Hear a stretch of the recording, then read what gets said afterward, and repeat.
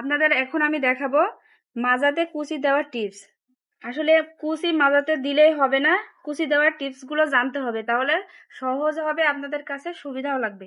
এটা যে মাজার উপরের অংশ, এটার সাথে তো বড় নিচের অংশ জয়েন্ট কুচি দিয়ে জয়েন্ট দিতে হবে। তার আগে আপনাদের একটা টিপস দিব।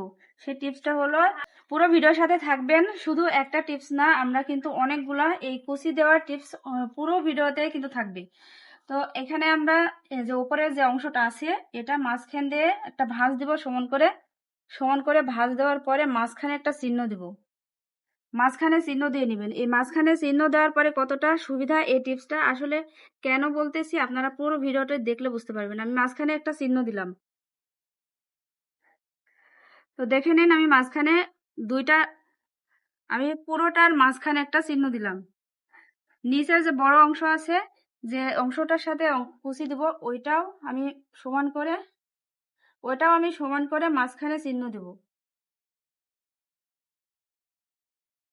এই যে মাঝখান বরাবর আমি চিহ্ন দিলাম। এটা আমি সিধা করে রাখছি, আর এই যে মাঝখানে চিহ্ন দিছি, এটা উল্টা করে রাখছি। এখানে এটা সমান করে ধরবো।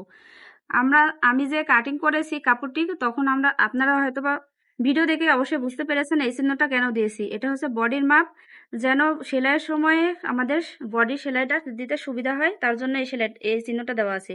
তো আমাদের বডির তো সাইডে সেলাইটা এটা বাইরেই থাকবে, এখান থেকে কুচি দেওয়ার আমাদের দরকার নাই। তো এখানে সমান করে ধরে আমরা এ পর্যন্ত কুচি ছাড়াই সেলাই দেবো।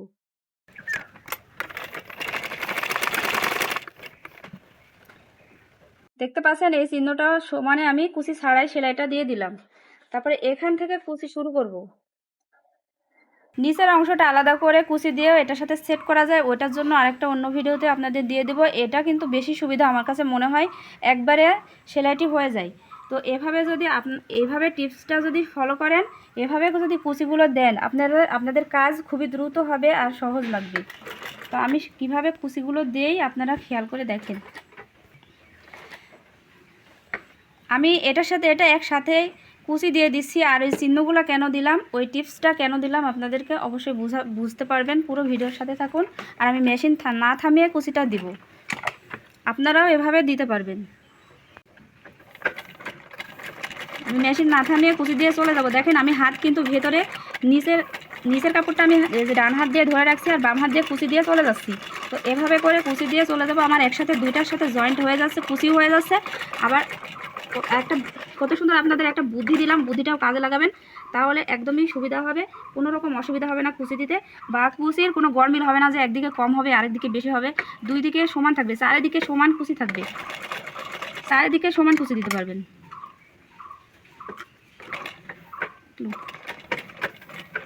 চারিদিকে সমান করে কুচি দিতে পারবেন। তো আমরা এই যে চিহ্ন বরাবর চলে আসছি, এখানে যে চিহ্ন দিয়েছিলাম আর এই যে চিহ্ন, দুইটা মিলিয়ে দিছি। এখানে আমাদের এক সাইডে কুচি হয়ে গেল একই তালে, আমরা ওপর পাশে ওই যে ঠিক ওইভাবে একই তালে কুচিগুলো দিয়ে যাব। মাঝখানে দুইটারই চিহ্ন দিয়েছিলাম, দুইটারই মাঝখানে আমি চিহ্ন দুইটা মিলায়ে এই সাইডে কুচি আমি দিয়ে দিছি। আমি এই সাইডে এখন পুরোটা কুচি এটা সমান করে দিব, এটা সমান করে এটা পুরোটা কুচি দিব। এখন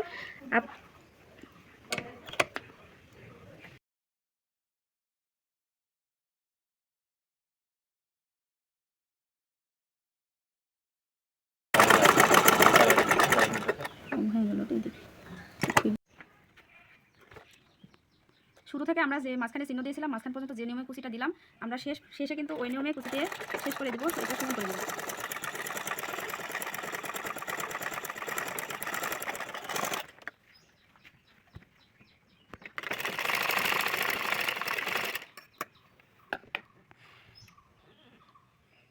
আপনারা এই টিপসে এই নিয়মে কুচিগুলো দিবেন, দেখতেও ভালো লাগবে, খুবই দ্রুত, খুবই তাড়াতাড়ি হয়ে যাবে, খুবই সহজে হয়ে যাবে। এখন আমরা সিধা করে এর উপর দিয়ে চাপ সেলাই দিব। এই চাপ সেলাইটা দেওয়ার কারণে হচ্ছে এটা মজবুত হবে, দেখতেও ভালো লাগবে। সেই করতেছি।